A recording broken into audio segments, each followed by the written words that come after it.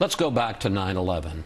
What do you remember about that day? What I remember that really stands out, like it was only yesterday, and in fact, I don't think I'll ever forget it, was being in my office watching the second plane hit the tower in New York.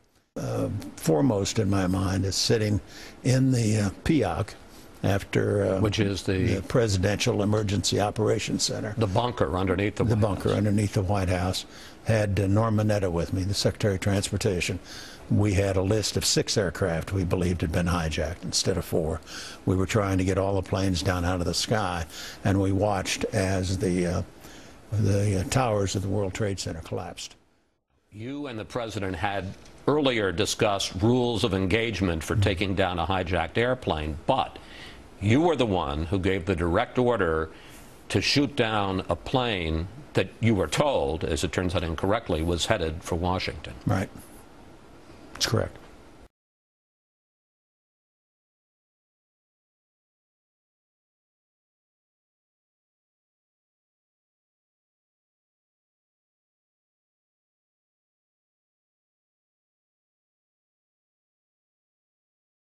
And then one other very dramatic thing that our local troops are doing, and believe it or not, at the request of the White House. This is what's so interesting about living and working in Washington, D.C.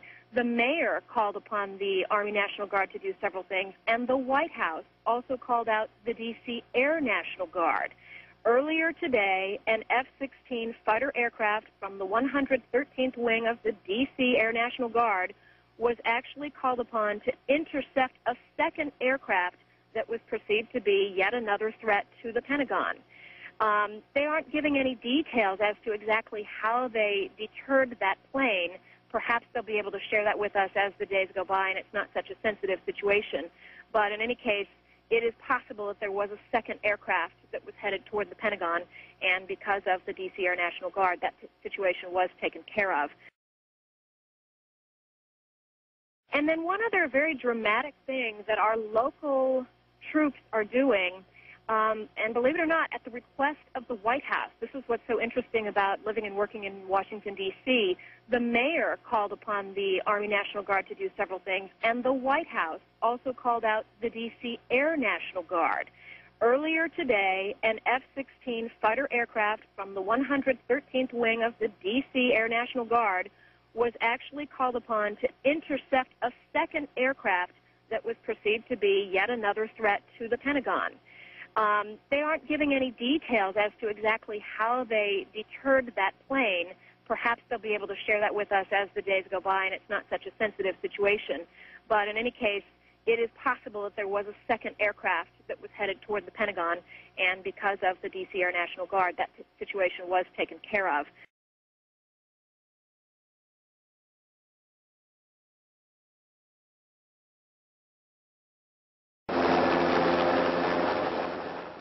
Higher in the skies, the D.C. Air National Guard flew F-16s for air defense. One of those F-16s was requested by the White House and helped deter a second suspicious plane that appeared to be headed for the Pentagon. There was a second airplane that was approaching the Pentagon, and they went up to discourage anything happening there.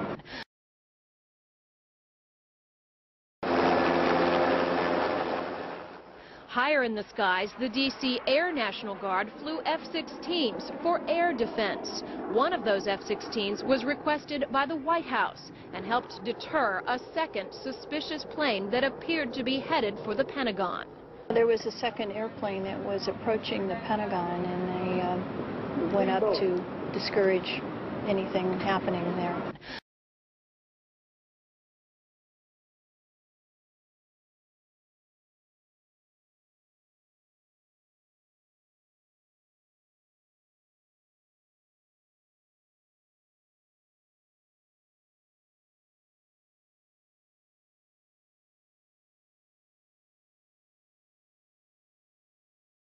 Yeah, we want to take our viewers live to Shanksville, Pennsylvania. Our Brian Cabell is standing by. This, of course, is the site where United Airlines Flight 93 crashed on its way from Newark to San Francisco, crashed on Tuesday. And I understand in this investigation there's some breaking news. Brian, what can you tell us?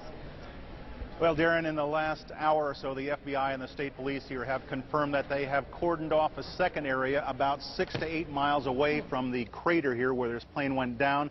This is apparently another debris site, which raises a number of questions. Why would debris from the plane, and they identified it specifically as being from this plane, why would debris be located 6 miles away? Could it have blown that far away? Seems highly unlikely. Almost all the debris found at this site is within 100 yards, 200 yards away, so it raises some questions. We don't want to over-speculate, of course, but there were some cell phone callers, one cell phone caller in particular, who said he saw a bomb or something that looked like a bomb with one of the hijackers. Also, the man who took over the plane apparently announced that at one point there was a bomb on board the plane. So again, we don't want to speculate, we don't want to jump to conclusions, but what we do know is that there is a site about a half mile behind me where the plane went down, where most of the debris is, and then about 6 miles away up by a lake, there is another area that's been cordoned off, and state police and the FBI have said definitely there is debris from the plane located there. We have a crew on the way right now. We should have pictures of that a little bit later on. In the meantime, the search here goes on. 80 searchers going foot by foot, combing the area, looking for evidence. They have not yet found the black box. Darren? Which was my first question, so I'll move on to my next one, Brian. We don't want to speculate about this large debris field, but it seems to me from covering a number of plane crashes on the scene that, if nothing else, you can say this is not typical for a plane crash to be spread across an area this large. It certainly doesn't make sense because most of the debris has been found in a very compact area, within 100 yards, 200 yards, maybe a little beyond that. And then all of a sudden they're telling us 6 miles away they have another concentration of debris. They say it's very small pieces. Most of these are very small pieces. Most of the pieces here are no bigger than the size of a briefcase, they say, and the pieces 6 miles away, maybe even smaller than that. They have talked to a number of individuals here. They say they have talked to people who saw this plane during the final moments. They haven't confirmed whether they talked to anybody who saw this plane actually land, or crash rather. And as to whether it broke up on the way, we don't know that. FBI is being very tight-lipped about that. But again, it leads to that possibility. It certainly leads to a number of questions.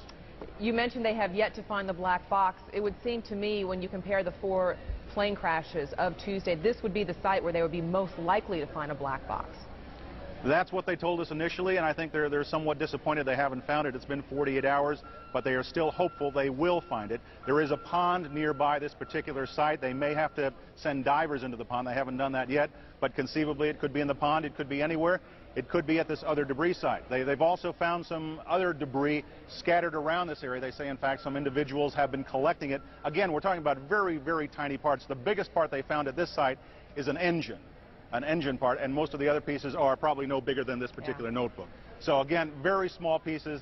They had hoped to find the black box by now. They're still voicing optimism they will find it. It's not an assignment I would wish on anybody, but I would say that you would have to have an assignment like that to appreciate what that looks like when a plane comes crashing into the ground and basically just drops out of the sky. Brian Cabell in Shanksville, Pennsylvania, thank you very much. Also a note from yesterday when we were listening into an FBI news conference, they were saying they expect this search just at this site to take about 3 to 5 weeks. So they are going to be very deliberate and look for every possible piece of evidence. Brian, thank you very much.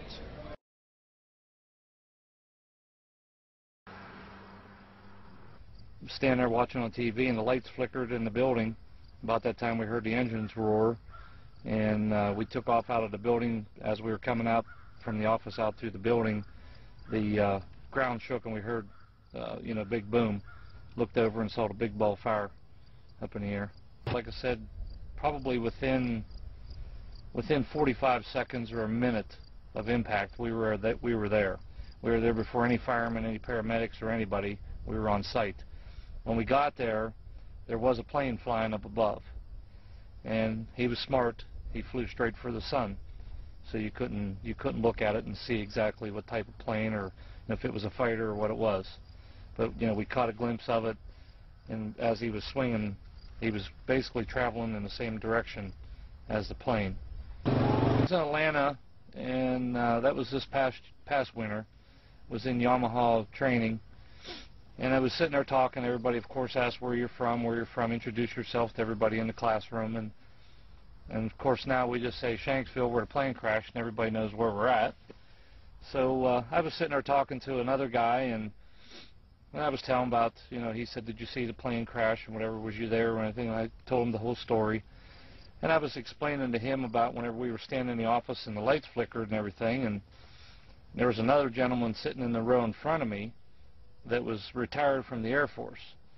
And as soon as he heard me say that, he immediately stopped me and he said, "Tell me this." And I told him, and he says, "Well, I'm retired from the Air Force." He said, "That plane was shot down." And I said, "Why?" And he said, "Because whenever the lights flickered, they zapped the radar frequency on everything before they shoot." And he said, "That's why your lights flickered. Your lights didn't flicker from the impact. Your lights flickered because they zapped the radar system before they shot it." Have a sense, if we imagine the kind of world we would face if the people who bombed the Westfall in Mosul, or the people who did the bombing in Spain, or the people who attacked the United States in New York, shot down the plane over Pennsylvania, shot down the plane over Pennsylvania, shot down the plane over Pennsylvania, shot down the plane over Pennsylvania.